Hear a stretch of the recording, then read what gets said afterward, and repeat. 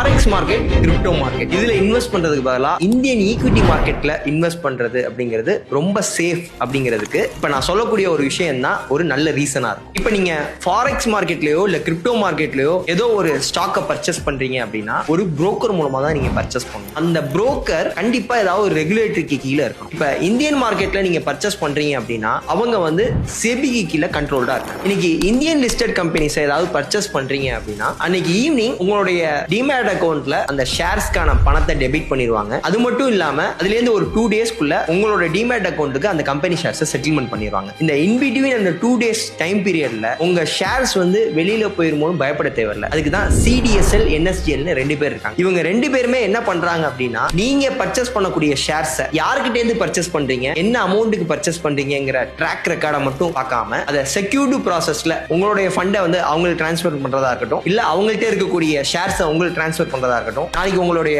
புரோக்கரே ஒரு ஸ்கேம்ல மாட்டினா கூட நீங்க வச்சிருக்கக்கூடிய ஷேர்ஸை இன்னொரு புரோக்கருக்கு போர்ட்டல் மூலமா டிரான்ஸ்ஃபர் பண்றதுக்கும் இந்த CDSL and NSDL ரொம்ப ஹெல்ப்ஃபுல்லா இருக்காங்க. செபி ரெகுலேஷன்ஸோட CDSL and NSDL சப்போர்ட்டோட நாம எந்த ஒரு ஸ்டாக் பர்ச்சேஸ் பண்ணாலும் அது டாக்குமெண்டாவும் இருக்கும், நாளைக்கு ட்ராக்கபிளாவும் இருக்கும்.